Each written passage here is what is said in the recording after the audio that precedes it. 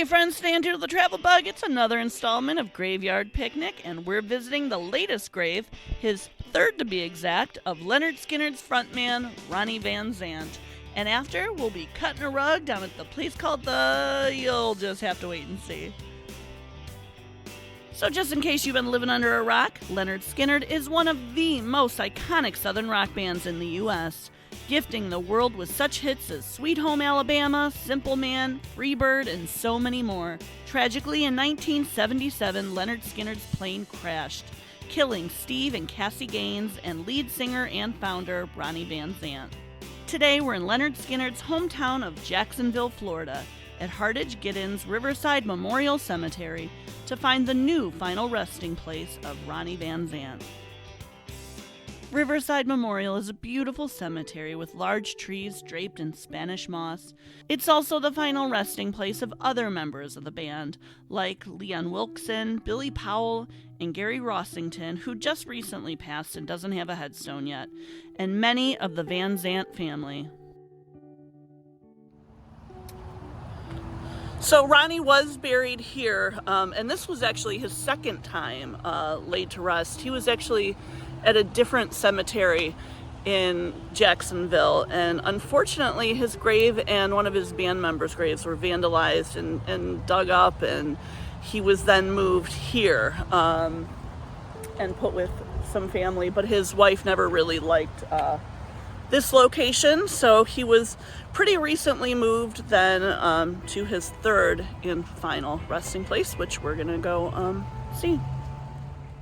So we're here on a rainy day, but I do like this new location. The trees are unbelievable right here by a lake, and then tucked away you'll find the final resting place of Ronnie Van Zant.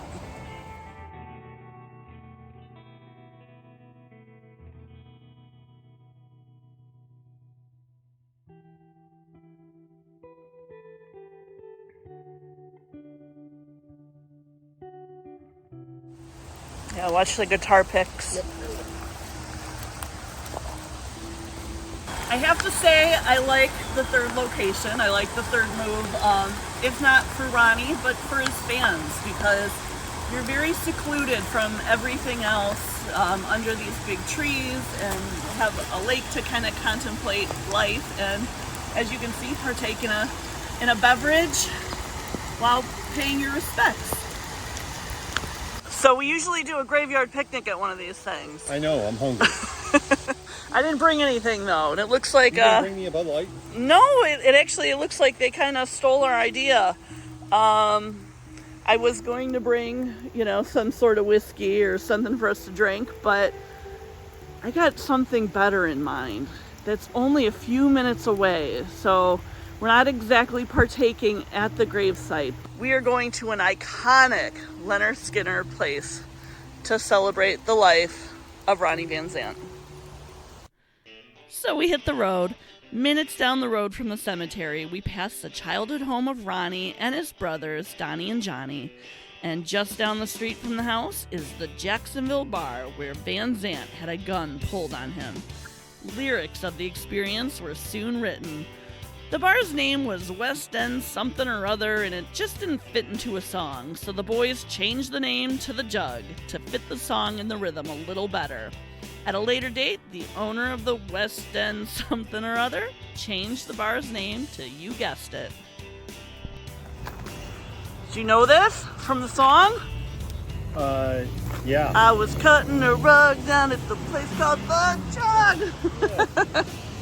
Don't feel like this is a cutting the rug sort of place. No, this looks like a place we might get stabbed, but yeah, I think you might get cut. Yeah, for sure.